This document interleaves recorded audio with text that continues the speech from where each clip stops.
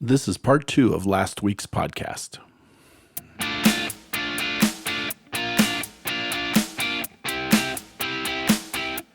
Welcome to CB Ministries Church Security Through Prevention podcast. I'm your host, Daniel Blevins. This podcast is a continuation in the series about mistakes made, lessons learned, and anything else that might be helpful for you. I would encourage other security leaders to think about situations that you have learned from. And if it's something that you feel you would like to share so that everybody else can hear about it and learn from it as well, contact me and let's get something set up so we can get a recording done. I hope that this series will have an impact on many, and as we're able to put more and more of those stories out there, that'll just continue to be that way. As usual, don't forget to like, share, and subscribe to the podcast. We are looking forward to a new year of seminars, and we would love to get information out to you if you would like more information on what it looks like to host a seminar. All right, let's go ahead and jump into this week's series with another church leader.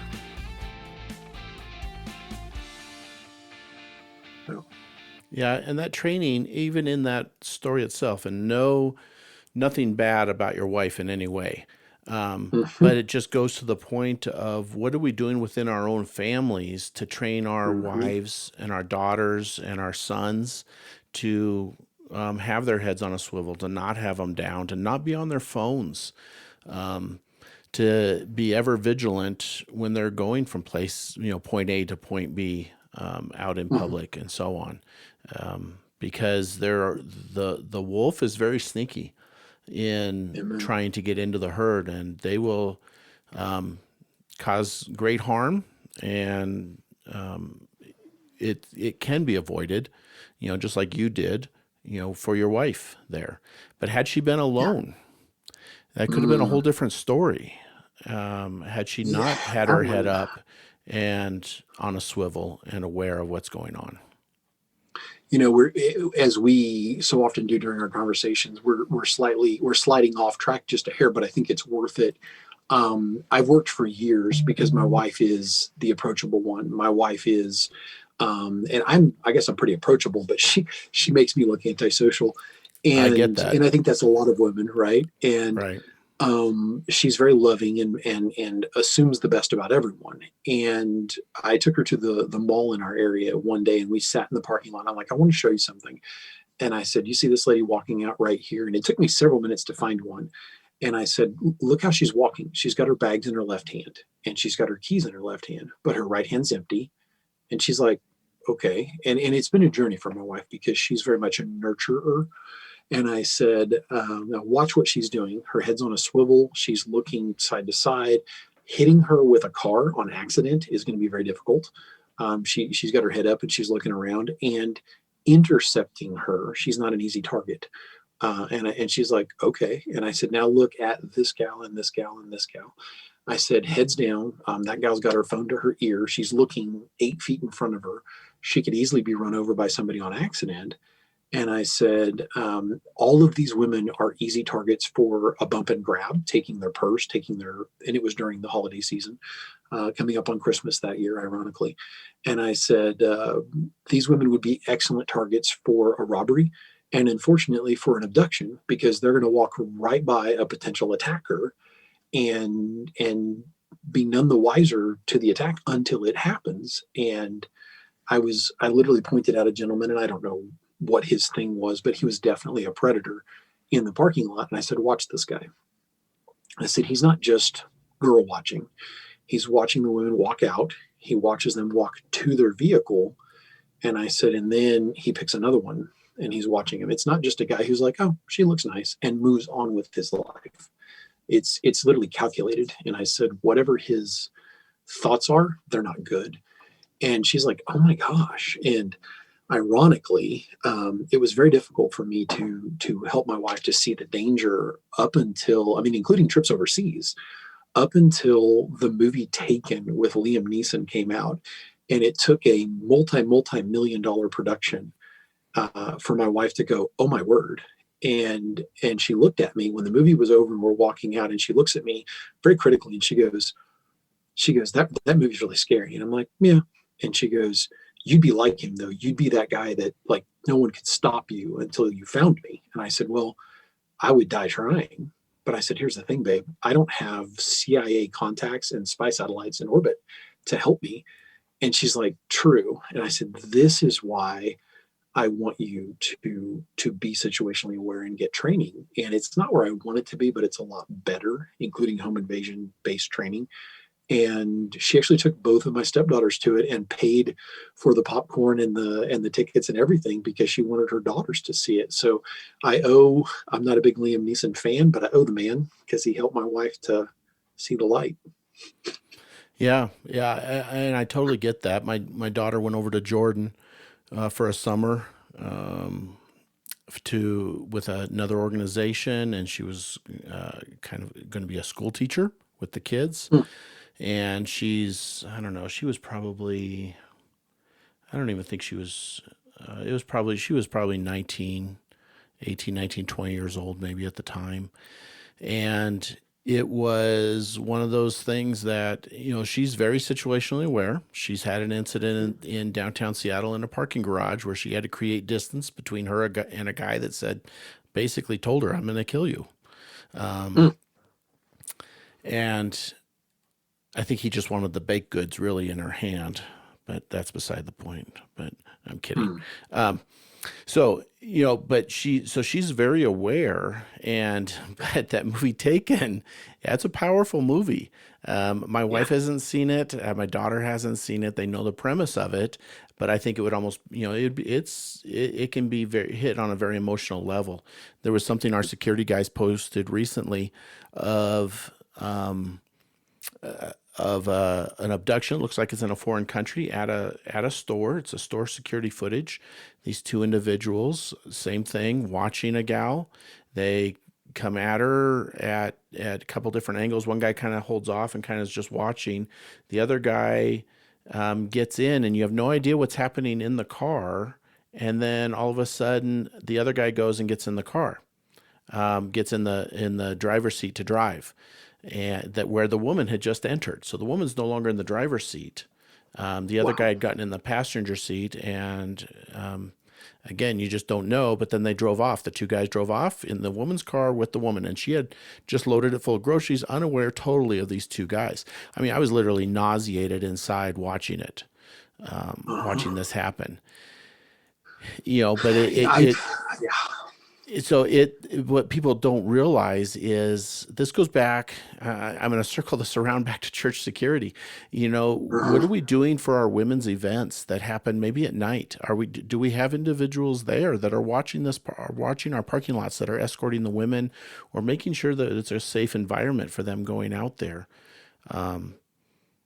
My wife even talked. She was working late at the church the other night and asked the facility guy. Called him up and said, "Hey, I'm getting ready to head to my car. Will you walk out with me?"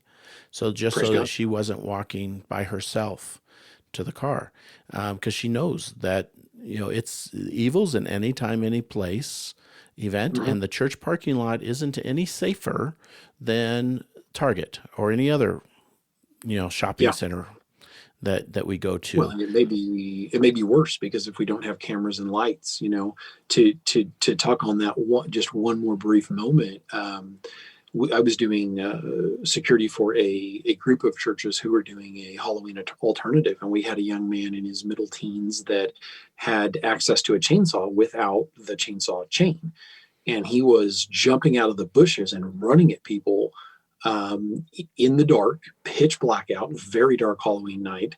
And I approached him quietly, and he was literally stalking the area where several hundred people were at our event.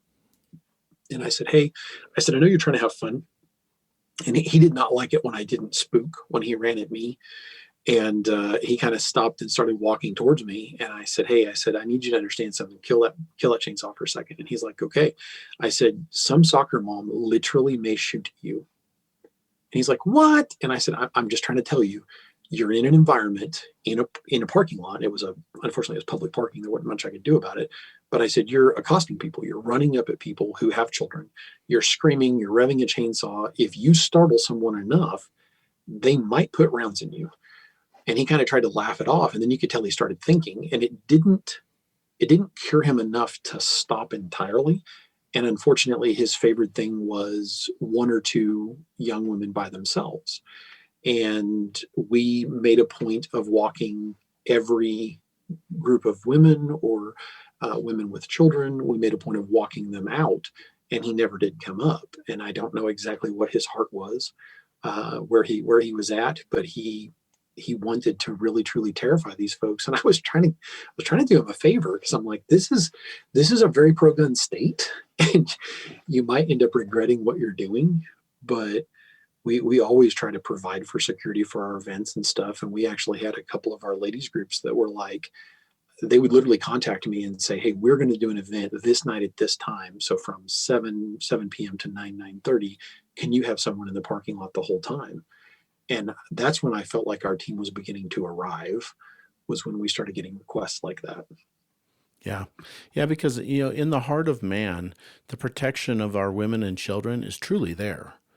And when that need is there, then oftentimes the guys will rise up, and we would see that with women's events at our church as well. Is they would hold some pretty big women's events, and we would be standing on the perimeter, because you never know. As domestic spillover is the number one cause for. If it's not number one, it's pretty close for violence Yeah. in the church. And so when you have women here, the odds are there's going that the possibility of that goes up pretty well. I know that it's a shocker for me, the way that I know it's a shocker for you. But when you look at the statistics of the number of women who've been psychologically or physically abused, they've been battered, it's alarming. And it's hard for me to wrap my mind around the fact that there's that many guys out there that would do that. Because I was raised that you protect women, and I think that's a natural thing in my heart. And it was definitely something that my parents instilled in me. I had four sisters. I was the only boy.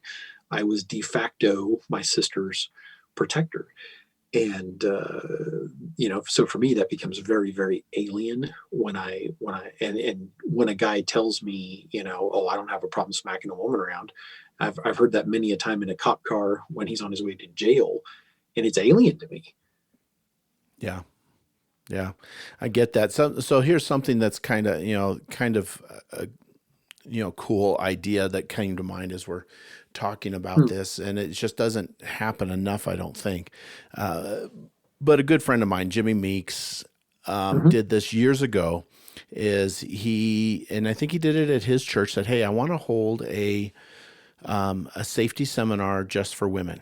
And when I was traveling with sheepdog seminars, they would from time to time do a seminar just for women. Usually the night before that we would do the main, before we were doing the main seminar, the next 2 days. But what he did is, and they said, well, okay, so how much do you want to charge for it, and so on. He says, well, I don't want to charge anything actually. He says, what I want to do is I want to have a diaper and baby formula, baby clothes, uh, drop off. That it's a donation base on that for one of the women's shelters in town. He says Brilliant. and they had, I don't know how many truckloads, he said, that they ended up taking over there from women that showed up. I mean, it's a great way to train up the women in, not just self-defense, but just being better aware of what's going on, and creating better habits in them, to teach them situational awareness. And yet you're reaching out to maybe another ministry in town and blessing them at the same time. I love it. I hope that this reaches all of the right ears to hear it, because that gives me ideas with a couple of ministries that I work with. And I recently was involved in protecting a gal that her particular church, where she goes, and she has a domestic spillover problem. The guy's been violent, and he was known to choke her. And I recommended a very high speed friend of mine, and that she go see and take his classes. And he teaches some phenomenal, no holds barred, very dirty fighting women's self defense. Because when you're already probably smaller and probably not as strong, and already probably, hopefully not, but maybe taken by surprise, you got to fight dirty and you got to fight hard. And she's getting ready to go to, this is a fairly recent thing. She's getting ready to go to one of his classes. And we were talking about these things and providing escort to certain things that she needed to go to. And she informed me that this guy had choked her. And I said, make sure that you explain to the instructor when you go to his class that one of the things this guy focuses on is choking, hands around the windpipe. And she said, okay. And I said, he'll probably, if he gets close enough to attack you again, he'll probably go with what he prefers. And I said, and this instructor will teach you how to take him apart. And she kind of smiled. And it is the reason I share that story is it's one of the most amazing things in the world. And I know you've seen this, to see the aha light come on in a young woman's eyes, or even a not so young woman's eyes. And they look at you and they know that they can now protect themselves, whether it's in a self-defense class, it's a firearms class. They've just learned to be situationally aware, and you see that light come on in their eyes, because as men, we don't really understand how it is to be a woman, because they're much more likely to be the victim of physical violence than we are, and targeted for a variety of reasons. And so when that light comes on in a woman's eyes, it's really a neat thing to see, at least for me. Yeah, it absolutely is.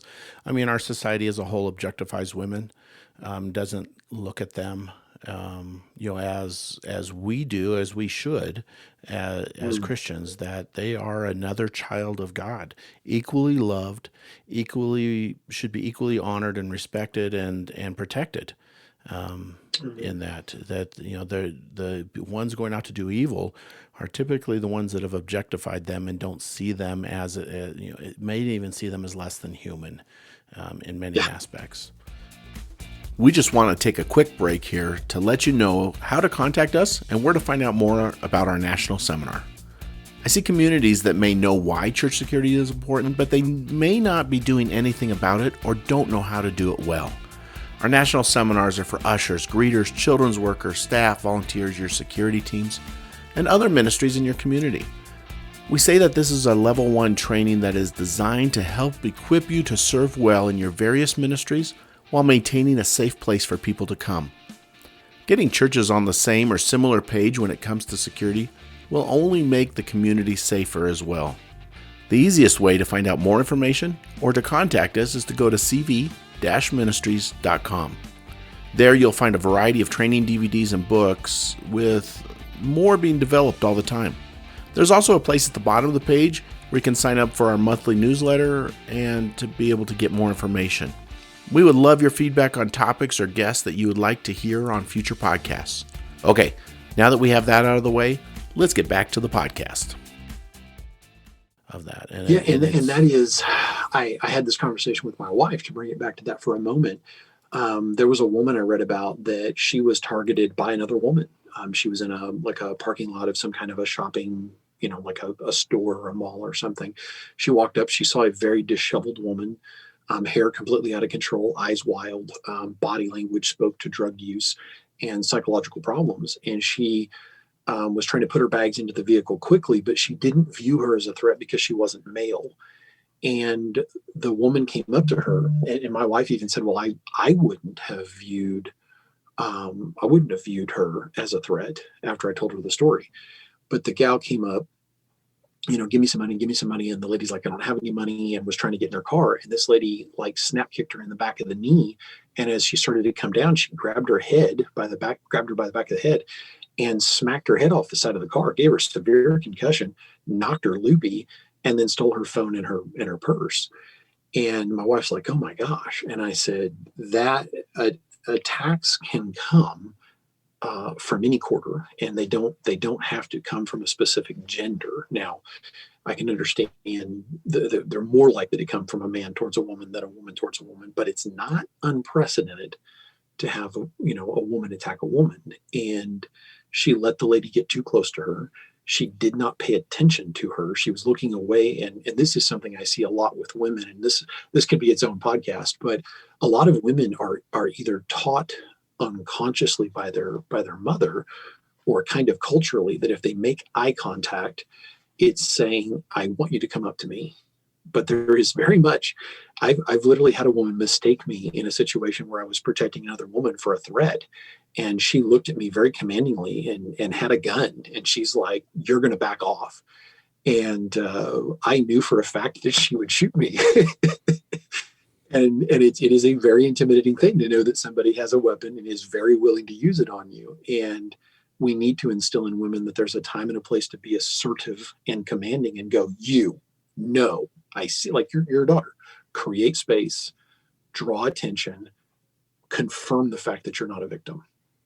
Yeah, for about just a few quick seconds, three personal failures that I had, and then we'll be done, and you can edit this however you want and use it to God's glory. But we tried to use codes over a radio. Personal failure, bad idea for my body. For my safety team, we went to plain speak, plain talk, because we tried to use like code 1, 2, 3, didn't work. Me not knowing the law made me second guess myself at times that I shouldn't have, and thank God it worked out. But knowing the law in my state better has protected me now.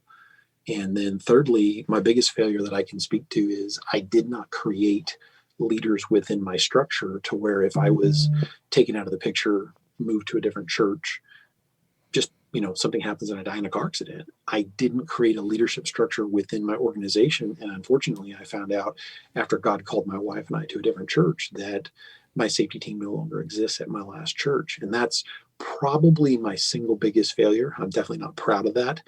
I think that every safety team would be better served if we created at least shift leads within it for when we're not there. So, people shouldn't have to stop in the middle of a crisis and go, "What would Paul do?"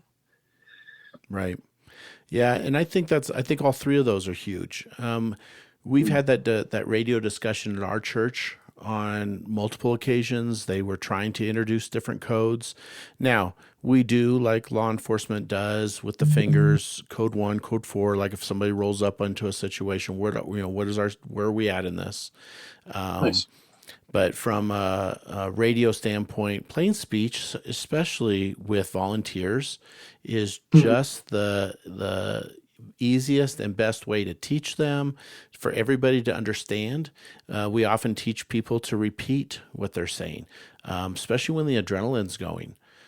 Get into the habit of saying it twice, because chances are we're yelling or we're that it's just not coming through as clear as it should.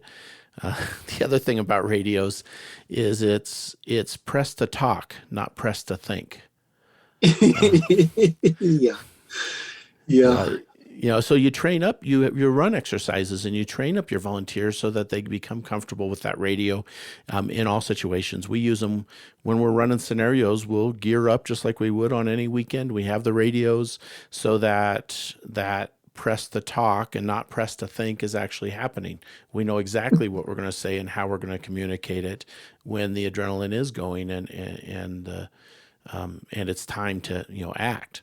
In that, your point about the law, I stress that a lot. I stress that at the seminars because, and people wish that we covered more detail in whatever state we're in. And I always tell them, and I tell them right from the beginning, but even on critique forums, they're like, "I wish you would have, covered more of specific to our state or whatever." It's like, I can't know every detail of all 50 states.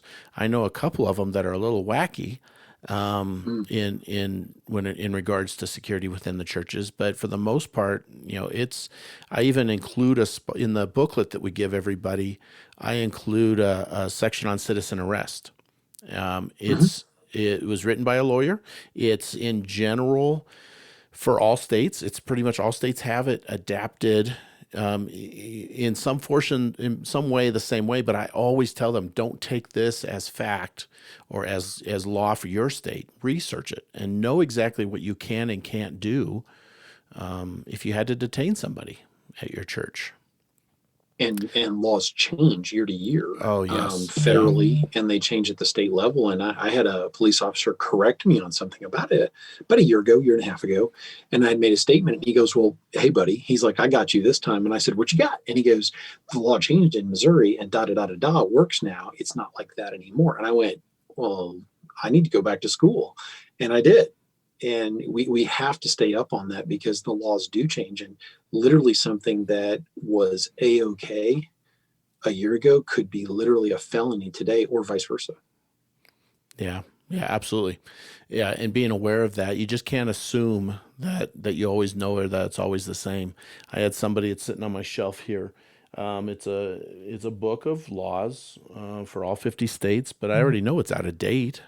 It's out of date about as fast as it gets printed for many states. Your other point about leaders within structure, this is Mm, something that is so key on so many levels, not just for the sustainability of a ministry, but also for mm, the sustainability of the individual who's leading it.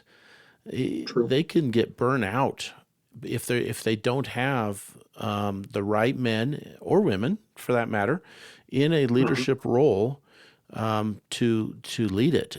We've been in a well, when we first started, we were very small. It was only they did a recruitment meeting. About 60 or 70 people showed up. When they found out they couldn't carry firearms right away, because we didn't jump on the firearm bandwagon right away, then it ended up being about 5 or 6 of us left. Ouch. That were still willing to stand on the wall. So Wow. 5 or 6 of us between 2 campuses, and it was a lot of hours, in putting in for that. And then as we continued to grow, then we went to they were wise enough to put in the squad type structure with specific leaders for different squads, and then now we even have a campus leader that's over the different squads within the leadership structure. So it's several deep in leadership, so that if any one of us can't do it, any one of the leaders can step in and do it. So it's not Yeah. just dependent on one person to do it all. To where now we've got nearly a 70-person security team covering multiple campuses, and that's only by the grace of God that we have amazing men and women serving with that heart of service. But it didn't come overnight, and that's something that leaders need to look at too. Is that all of like you talked about the finances. Nothing comes overnight, and even for us, 13 years down the road, none of it came overnight, and to where we are now. Mm. The only thought I've got to add to that is communication between leadership in a church and the leadership of the safety team, the security team, is paramount. Because and you and I talked about this a while ago. Was we dealt with a guy who open carried, was very pleasant. He didn't have an agenda, but he open carried up to the doors. We met him, explained the situation. We had a deputy ready to trespass him if needed, but we were basically, I was in uncharted territory because the church's rules, we have an operational guide, an SOP, didn't cover it. The new leader listened to the way I handled it, and I appreciated. He kind of gave me a shot in the arm, and he said, "I like how you did it. Write that up, and that's going to be SOP." Um, I went out on a limb and guessed that leadership was not going to be okay with it based on conversations I'd had. But that's a really uncomfortable place to be as someone who's part of a church safety team. And unfortunately, it's something that a lot of church leadership and a lot of church security team leadership really needs to face up to. Is I had a guy Sunday say, well, if somebody was to do this, what can I do? Oh man, we've got to tighten that up, and we've got to fix that and give people better parameters where it's an if this then this, because that indecision costs lives. So if that's a way to sign out of a conversation, I think that's probably a pretty good one. Indecision costs lives. It really does. Yeah. And that's kind of why in the situational awareness piece that I teach the OODA loop. Mm, And that whole thought process, how and that people need to. It doesn't come automatically. This is something that to get rid of that indecision only comes with training, and that training comes from your day to day activities. You're not an officer out on the street having a crash course every day. Um, it's truly using it within your family, within your work environment, while you're out getting coffee at the store, whatever it is. It's playing a lot of those what if games with yourself, and how would I respond and what would I do and so on, so that that indecision just isn't part of your character anymore. And on the OODA loop note, James and I were talking, Mike and I were actually talking last night, I think, after our broadcast, about how we need to have you back on to unpack for us, because you're an Air Force man, and that's where we got the OODA loop, was from dogfighting, Air Force dogfighting. Right. And we owe a great debt to a specific man, and we owe a great debt to the Air Force. And we want to have you unpack that, as Mike Scully says, for us soon, because not enough people understand. We all do it, but not enough of us understand what it is and how it works. Because it's vital to how we operate as a ministry, but even in our day-to-day lives as well, for the protection of our wives, our children, us.